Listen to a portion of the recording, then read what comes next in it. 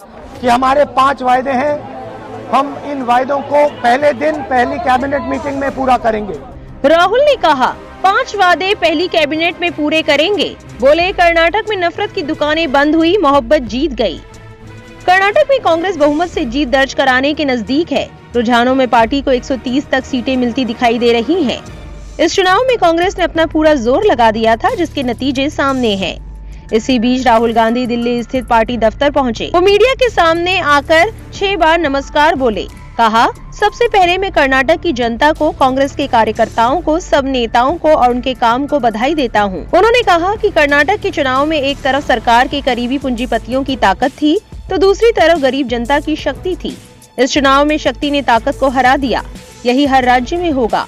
कांग्रेस कर्नाटक में गरीबों के साथ खड़ी हुई। हम उनके मुद्दों पर लड़े। हमने नफरत और गलत शब्दों से ये लड़ाई नहीं लड़ी, हमने मोहब्बत से ये लड़ाई लड़ी। कर्नाटक ने दिखाया कि इस देश को मोहब्बत अच्छी लगती है। राहुल ने कहा कि कर्नाटक में नफरत का बाजार बंद हुआ है, मोहब्बत की दुकानें खुली हैं। ये सबकी जीत है। सबसे पहले ये कर्नाटक की जनता की जीत है। हमने चुनाव में कर्नाटक की जनता से 5 वादे किए थे। हम इन वादों को पहली कैबिनेट मीटिंग में पूरा करेंगे। कर्नाटक में भाजपा ने हार स्वीकार कर ली है। मुख्यमंत्री बसवराज बोम्मई ने कहा कि पूरे नतीजे आने के बाद हम समीक्षा करेंगे और लोकसभा चुनाव में दमदार वापसी करेंगे। अब तक सामने आए रुझानों में कांग्रेस 129, भाजपा 63, जेडीएस 22 और अन्य 4 सीटों पर आगे चल रही है। यानी कांग्रेस को बहुमत 113 के आंकड़े से 16 सीट ज्यादा मिलती दिख रही है। अब तक 4 सीटों के रिजल्ट आ चुके हैं। 4 पर कांग्रेस और 3 पर भाजपा को जीत मिली है।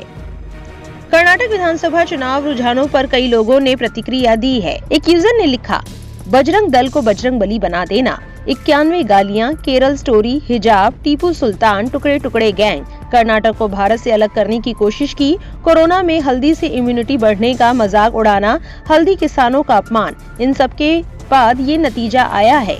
यशवंत सिंह लिखते हैं, इन सब के बाद यही नतीजा आना था। कर्नाटक की जनता को सलाम। वहीं एक और यूजर ने लिखा, कर्नाटक की जनता को मानना पड़ेगा, वो तुष्टीकरण को अच्छे से जानती है। अपने विकास के लिए जरूरी है अपने मुद्दों के लिए सरकार बदलते रहना। एक और यूजर लिखते हैं, काश मोदी जी ने कुछ रोड शो और रैली कर ली होती कर्नाटक में। काश उन्होंने रैली में जय बजरंग बली के नारे लगाकर धार्मिक ध्रुवीकरण करने की कोशिश की होती। काश वो हर दूसरे दिन दिल्ली में काम छोड़कर कर्नाटक जाते, पर ही नड्डा जी ने उन्हें कुछ भी नहीं करने दिया। ये हार नड्डा जी की हार है।